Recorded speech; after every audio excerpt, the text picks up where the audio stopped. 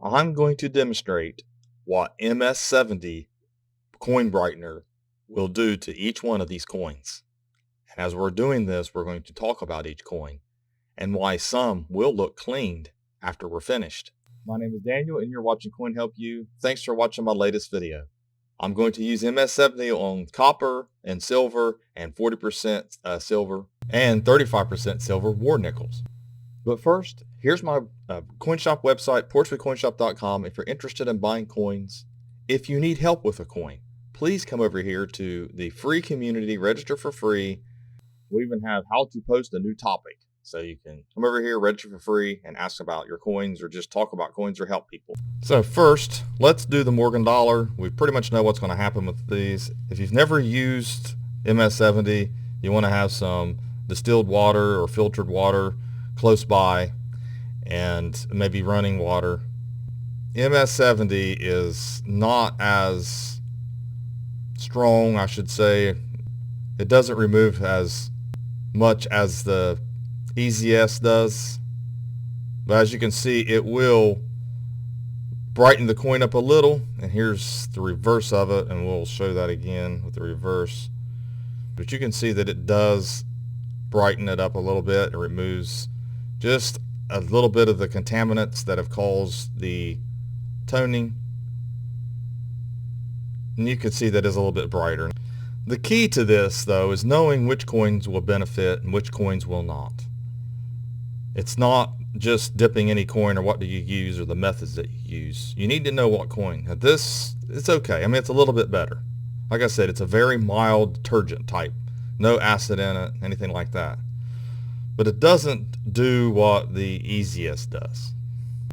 Here's the 35% silver war nickel. A lot of people would think that under that toning would be a nice bright coin, but this is what happens.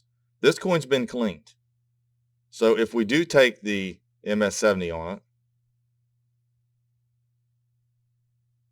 a little bit more on there, we have to change out Q-tips often too. What happens is that you are revealing that clean surface. Now the coin looks really cleaned. You see what I'm talking about? The MS70 didn't do that. It just removed that artificial toning from a coin that's been polished. Here's the reverse. This is what it looked like before we did it. Do that again. Like I said, I use a Q-tip because the MS70 is not like a dip. You can use it probably as a dip, but I don't. I'm not going to scratch this coin anyways. Like I said, it's already cleaned. I always change out Q-tips because they can get pretty dirty. Here's what it looks like here when they're dirty.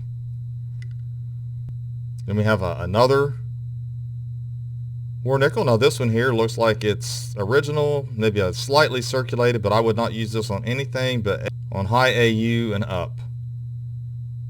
That's my advice. But it does brighten up a coin, and if you remove the patina that's gained by circulation, it will look clean. Now it can do that. It will do that to a coin. So as you can see, it brightened it up. Look at the reverse here. A little bit closer. So it didn't remove a lot. Now EZS would remove a little bit more than this, make it a little bit more brighter. Then here's a 40% Kennedy half dollar. Has a little bit of a fingerprint there. Don't know if that'll remove it or not. Well, it did. Sure did. Sometimes it will not remove that kind of stuff. It will not remove permanent toning on a coin. It's not that harsh. But you can brighten it up a little bit. It's not harming the surface of the coin at all.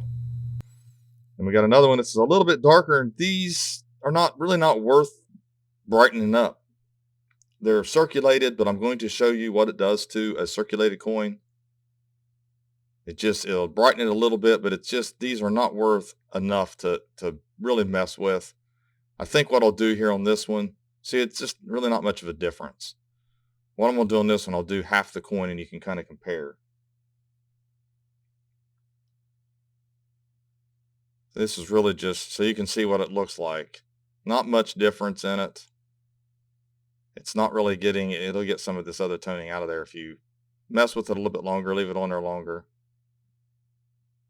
But you can't really see a huge difference. But if you like to brighten your coins up, that's up to you. We're going to save these copper examples for last. So here is actually a proof. This proof is found in circulation, so it's a bit of an impaired proof.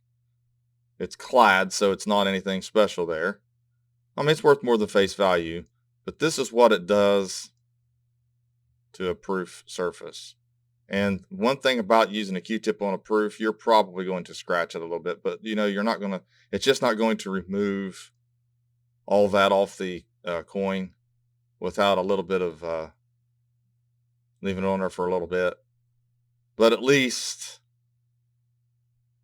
it brightened it up a little bit, removes some of it. And the reverse is okay, nothing wrong with the reverse. I've got a foreign coin here just to throw in the mix, and I found it over there that had a little patina on it that I felt like we could remove. It is a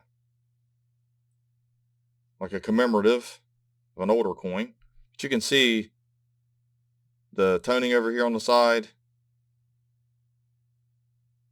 Often you can remove and brighten it up. Some of the toning will remain on the coin.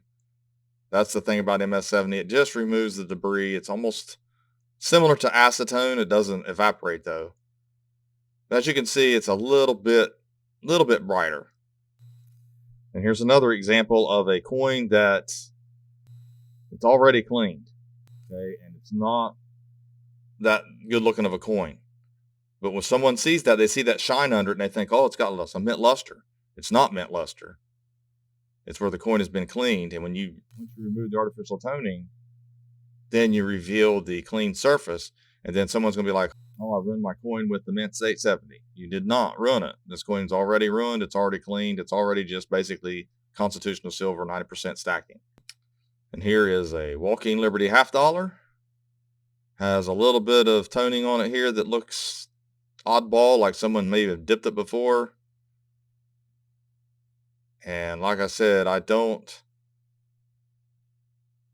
does brighten it up a little bit. So it doesn't remove everything, anything that's permanently bonded, or at least for the strength of this cleaner. Now we're going to do the dollar, which is mostly copper. 75% copper, I believe. Let's just see what it does to it. This is why I don't recommend using it on copper coins, because it can have an effect on them. It can tone them up, remove the natural patina. See, it doesn't have any effect so far on the toning on this. It's just that chemical reaction that caused the toning is just not going to do anything to it. Let's see.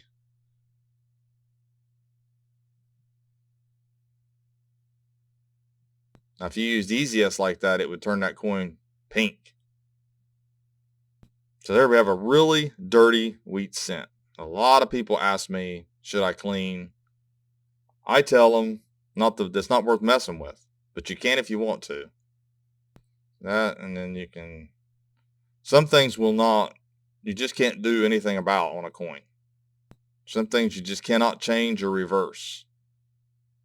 This one here would probably benefit from acetone. So anyways, rinsing this off. As you can see, it reveals some toning. You can have oddball effects from coins when you're using the MS70. When it comes to copper, copper is just so reactive. It's just, and see, I don't want to do that. So I don't want to mess with copper coins with any of this stuff. But for the sake of the video, we're going to do it. Here is a 1968. See what it does to this. It really just brightens it up too much. And then once you remove the MS70 off the coin, it just doesn't look right. It looks cleaned. It looks like there's an issue with the coin. There really wasn't anything on the coin to begin with, but you can see what it looks like now. It just looks like it's been cleaned. And we'll do a Zinklin while we have one here. As you can see, it brightened it up a little bit, but not a whole lot of change. It looks more like there's more of a change in person. But it does make the copper look pink. Doesn't have that same look to it that it had before, if you notice. Okay, so let's take a closer look at these coins after I rinse them off properly. And I actually dipped them all in acetone briefly, just to remove, just in case there was any residue left. Sometimes that MS70, it's like a soap. It's hard to get off the coin. I don't like that feel. Hard to get off your fingers. That's why I recommend wearing gloves. Like I said, the coins have some of the toning removed from them, but not a huge difference. I picked these coins specifically. Here's the 66. Like I said, even after being in acetone, you can tell there's the line. There's what it looked like before, and there's what it looked like after the MS70. With it being just basically a bullion type coin, I mean, just a constitutional 40%. I'm not going to worry about that. But that gives you an idea of what it will do for your coin, or to your coin, a circulated coin. And by the way, those are die file lines, not cleaning lines. So a lot of people will pick up on certain things in these videos, and trust me, I will point out anything. If I destroyed my coins, I would admit to it 100% if it hurt my coins.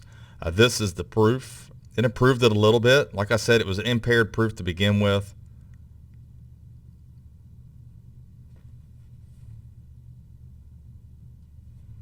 As you can see, it had a little bit left on there. It's evaporating.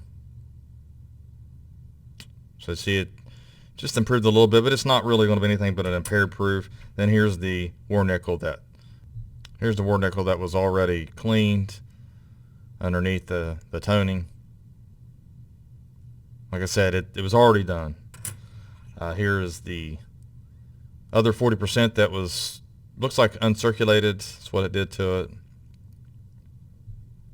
And these coins already are just kind of rough, or circulated coins, or just coins that's been handled. Here's the obverse. It just wasn't. It was already, like I said, this one was a circulated coin, already kind of beat up. Here's what it looked like. It does have a die crack over here. That's what it looks like here. You can see my die crack on this one. So all I did was remove some of the toning that was on it, and sometimes you don't want to do that. I usually wouldn't mess with coins like this one. That's the secret, not knowing which coins to mess with and which ones not to mess with. Then here is the world coin that I did. Not really much of a change on that. It's a nice coin, pretty cool. And then here's the other war nickel. Brightened up a little bit, making it look a little bit better. But you're looking at this greatly magnified.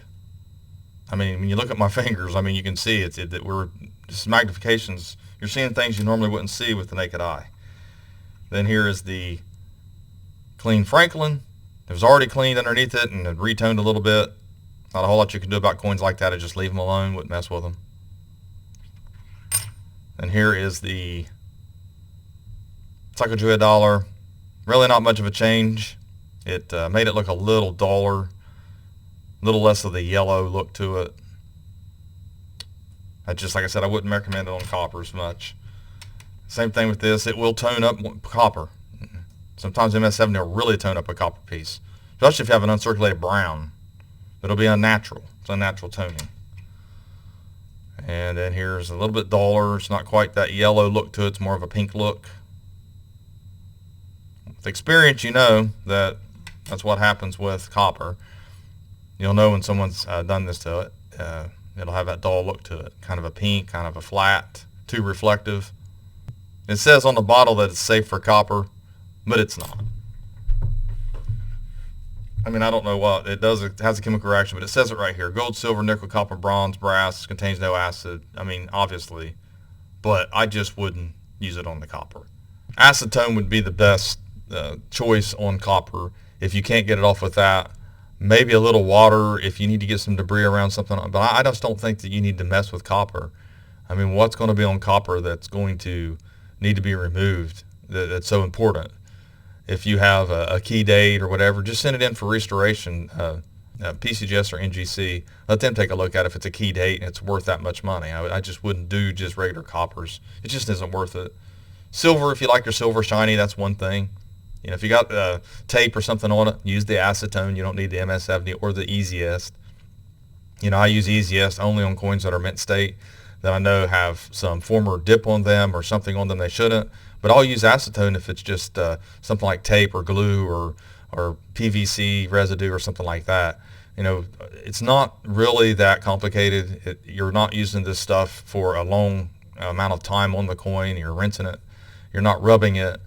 I know a lot of people use other techniques, and I don't recommend other techniques. These are the only techniques I've ever needed here at this coin shop. I mean, I've been selling online for over 20 some years, and I have perfected the art and the craft and what I do, and maybe I make it look easier than what it is. I don't know. I hope that it's just as easy for you if you try this. But the main thing is to know which coin will benefit and which coin will not. You need to know how to identify clean coins underneath the translucent toning. Toning is always showing something through it. And underneath it, some of that artificial toning, you can tell a coin's probably got something wrong with it already. So you're not going to benefit it, and you're probably going to make it look more cleaned. So anyways, appreciate you watching my video. Please like, share, and comment, and have a great day.